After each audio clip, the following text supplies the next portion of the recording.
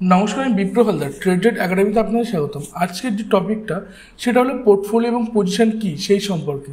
বিভিন্ন সময় বিভিন্ন ট্রেডার বলেন যে আমার পজিশনে আজকে লস আছে, লাভ আছে, বা আমার পজিশনে এত কোয়ান্টিটি নিফটির 16,100 বা 22,500 পি অথবা সি নেওয়া ছিল। অনেক ইনভেস্টর বলেন যে আমার পোর্টফোলিও একটা আছে, সেই পোর্টফোলিওর ভিতরে এই স্টক আছে এবং কত কত কোয়ান্টিটিতে সেই স্টকগুলো আছে সেগুলোও তারা বলার চেষ্টা করেন।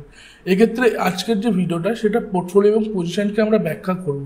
আমরা বিভিন্ন সময় আমাদের এই চ্যানেলের মাধ্যমে বিভিন্ন ভিডিও দেখে এসেছি, তার ভিতরে এখানে ব্রোকার এবং ব্রোকারেজ এবং অ্যাকচুয়ালি ট্রেডিং প্ল্যাটফর্ম সম্পর্কেও আমাদের বিভিন্ন ভিডিও আছে।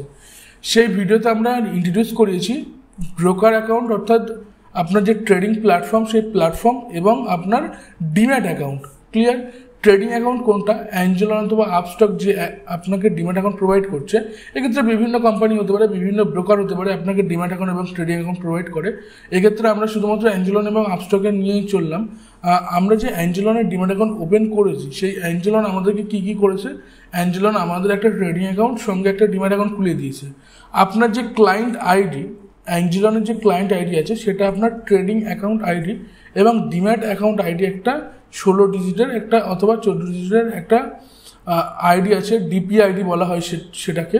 সেই ডিপি আইডিটা আপনার ডিম্যাট অ্যাকাউন্ট আইডি, অর্থাৎ ওই যে ডিম্যাট অ্যাকাউন্ট সেটা একটা সিকিউর লকার, যার ভিতরে আমরা শেয়ার, মিউচুয়াল ফান্ড ইত্যাদি ইত্যাদি যেটা লং টার্মে বাই করে রাখি সেটা ওই লকারের ভিতরেই রাখি, এবং শর্ট টার্মে আমরা যে বাইং প্লেস করছি বা আমার যে অর্ডার আমি প্লেস করছি বা শেয়ার কেনা বেচার যে অর্ডারটা প্লেস করছি সেটা কিন্তু এই ট্রেডিং অ্যাকাউন্টের মাধ্যমেই করছি।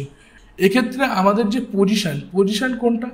আমি যে অর্ডারটা প্লেস করছি, অর্থাৎ 24 ঘন্টার জন্য যে অর্ডারটা আমার প্লেস হচ্ছে এবং সেটা তখনও পর্যন্ত ডিম্যাট অ্যাকাউন্টে যায়নি, সেই অর্ডারটা আপনার প্লেস হয়ে আছে এবং এক্সিকিউশন হয়ে আছে, সেটাকে আমরা কি বলছি? পজিশন। এক্ষেত্রে আমি যদি কোনো একটা অর্ডার প্লেস করি, ধরুন এখন 10টা কোয়ান্টিটিতে একটা স্টক পারচেস করলাম, সেক্ষেত্রে সেই স্টকটা আমার পজিশনে থাকবে। পজিশনে আজকের যে রাত, অর্থাৎ আজ রাত 12টার পর সেই অর্ডারটা এক্সিকিউশন হয়ে আমার ডিম্যাট অ্যাকাউন্টে চলে যাবে। ক্লিয়ার? যখন আমি বাই প্লেস করছি তখনই কিন্তু আমার বাই হয়ে যাচ্ছে, বাই হওয়ার পরে কোথায় যাচ্ছে? পজিশনে। T+1, অর্থাৎ আপনি যেদিন ট্রেড প্লেস করছেন তার একদিন পরে আপনার হোল্ডিংয়ে চলে আসে।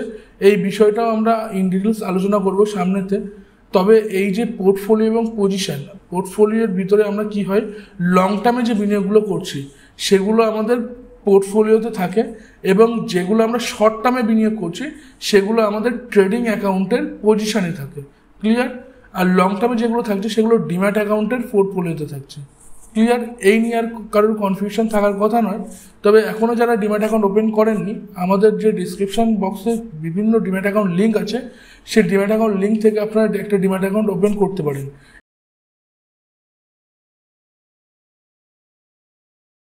This content is for informational and educational purposes only. It does not constitute financial advice or a recommendation to buy or sell any particular security.